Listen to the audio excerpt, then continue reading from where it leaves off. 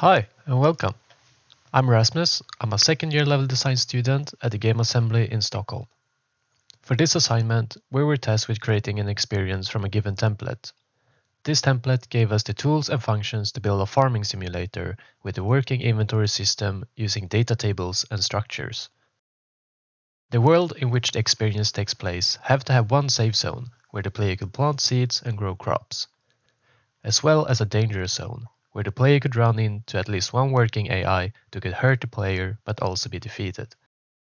The experience also had to have a working day-night cycle that affected the gameplay somehow.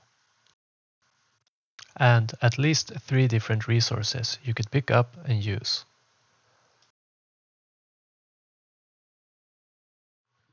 Alright, so the experience starts in the safe zone, which is atop the floating island.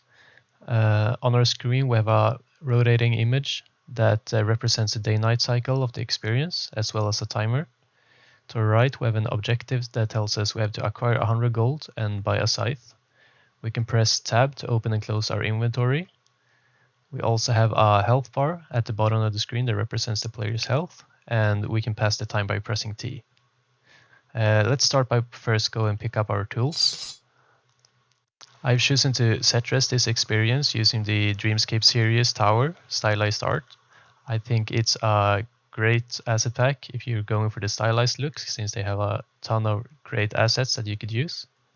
If we go and talk to this first guy, I'll trade it for 100 gold coins. he'll tell us he'll trade his site for 100 gold, which is one of our objectives, but he won't actually trade it to us since we don't have the 100 gold yet.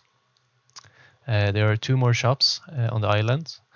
The one to the right give us gold for resources that we can pick up, and the guy on the left sells us cabbage seeds for 10 golds each, but we'll need to go and gather some resources to sell. So let's jump down to the land below.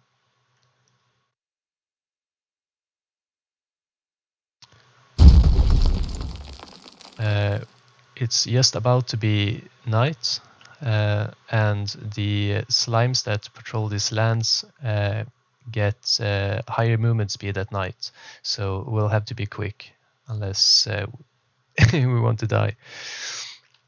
So this is one of the resources that the player can interact with. It's a pine tree. It drops logs for us. This plays a short animation, and when it falls, it drops logs that end up in our inventory. There's also rocks somewhere around that we can use.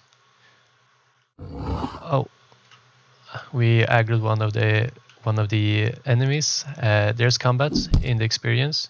You can punish them that they run away. They can also hurt the player back. So let's see if we can get the attention of this guy. Do animation and then they hurt the player. I think I see a rock over here that we can use. Did I use aggro another guy? Yeah, I did. So we can walk up to it, press E to interact with it.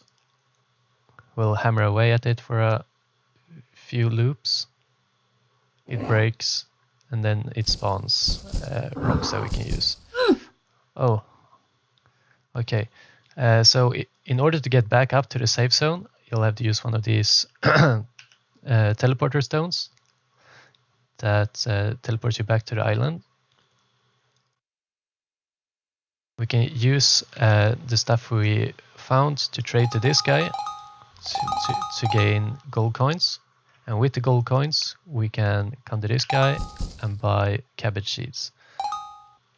So let's buy 3 cabbage seeds and go over to our little farmland here. We can open our inventory and plant these bad boys. And this will grow depending on the day-night cycle. So if we planted them just before 3 in the morning, we'll have to wait 24 in-game hours for them to fully grow. So let's speed up the time by pressing T.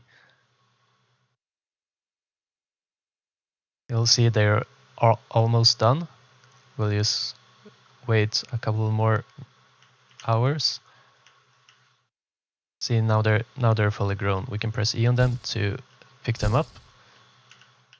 And these cabbages we can eat to regain health. But the objective of the experience was to acquire 100 gold and buy a scythe.